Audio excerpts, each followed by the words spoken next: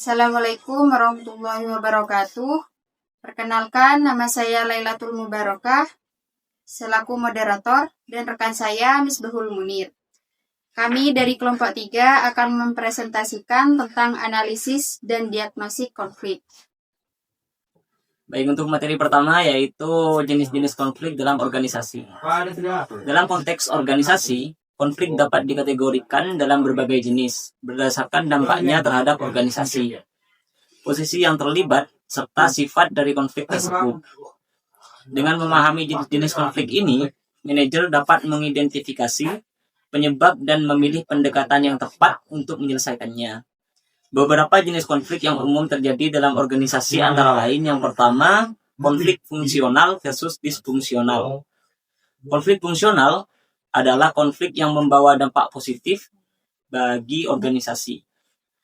Konflik ini seringkali memicu inovasi, kreativitas, dan perbaikan kinerja.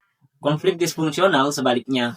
Konflik disfungsional adalah konflik yang merugikan organisasi karena menghambat produktivitas, merusak hubungan antar individu atau tim, dan menciptakan lingkungan kinerja yang tidak sehat. Yang kedua ada konflik vertikal dan horizontal. Konflik vertikal terjadi antara pihak-pihak yang berada di tingkatan hierarki yang berbeda dalam organisasi, misalnya antara manajer dan bawahan. Konflik horizontal terjadi antara individu atau kelompok yang berada pada tingkat hierarki yang sama dalam organisasi, misalnya antara kolega di departemen yang berbeda. Yang ketiga ada konflik terbuka versus tersembunyi. Konflik terbuka adalah konflik yang diekspresikan secara langsung oleh pihak-pihak yang terlibat. Konflik tersembunyi sebaliknya. Konflik yang tersembunyi adalah konflik yang tidak diekspresikan secara langsung. Berikutnya ada konflik individu versus konflik kelompok. Konflik individu terjadi ketika individu mengalami perbedaan atau ketidaksepakatan dengan individu lain atau dengan kelompok dalam organisasi. Konflik kelompok terjadi antara dua atau lebih kelompok dalam organisasi. Di materi berikutnya ada model-model analisis konflik. Dalam konteks manajemen konflik, memahami berbagai model analisis konflik sangat penting untuk menentukan pendekatan yang tepat dalam mengatasi konflik. Berikut ini beberapa model yang umum digunakan dalam analisis konflik. Yang pertama ada model konflik Thomas Gilman. Yang kedua ada model hubungan kuantitas konflik. Yang ketiga ada analisis stakeholder dalam konflik. Yang keempat ada model eskalasi dan deeskalasi konflik. Baik, untuk materi berikutnya akan dijelaskan oleh rekan saya, Ella. Baik, materi berikutnya yaitu alat dan teknik untuk diagnosis konflik. Dalam manajemen konflik, penggunaan alat dan teknik yang tepat sangat penting untuk memahami akar penyebab konflik dan menentukan langkah-langkah untuk menyelesaikannya.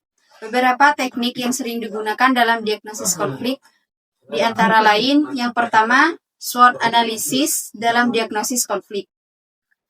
SWOT analisis yaitu alat yang biasa digunakan untuk mengevaluasi posisi strategis atau organisasi atau situasi. Yang kedua, force field analysis, yaitu teknik yang dikembangkan oleh Kurt Lewin untuk memahami dinamika kekuatan yang mendukung dan menentang perubahan dalam situasi tertentu. Yang ketiga, fishbone diagram, yaitu dikenal sebagai Ishikawa diagram atau cause and effect diagram. Alat yang digunakan untuk mengidentifikasi akar penyebab dari masalah yang kompleks.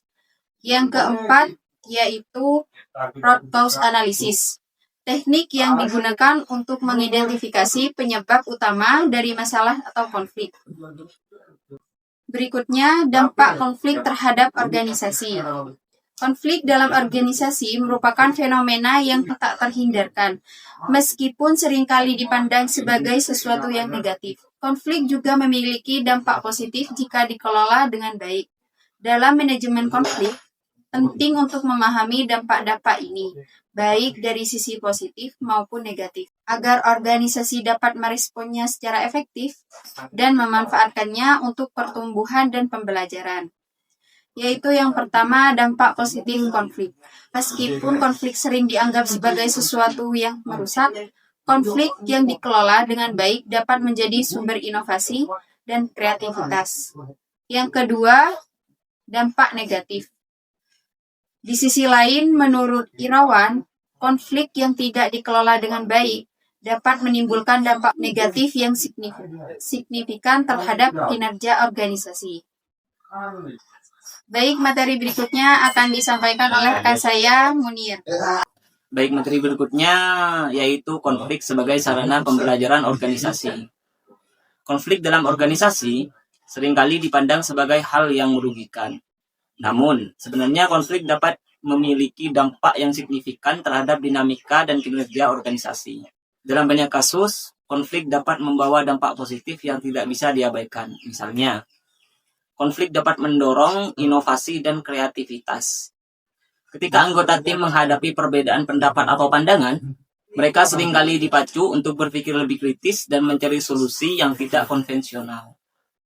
Kesimpulannya adalah konflik bagian tak terhindarkan dari kehidupan organisasi. Seringkali timbul dari perbedaan nilai, tujuan, atau kepentingan. Analisis dan diagnosis konflik penting untuk mengidentifikasi penyebab dan dampaknya, serta untuk menentukan strategi penyelesaian yang efektif. Baik, mungkin itu saja dari saya. Berikutnya akan dilanjutkan oleh Mbak Ella. Baik, sekian presentasi dari kelompok 3. Apabila ada kesalahan, kami mohon maaf. Wassalamualaikum warahmatullahi wabarakatuh.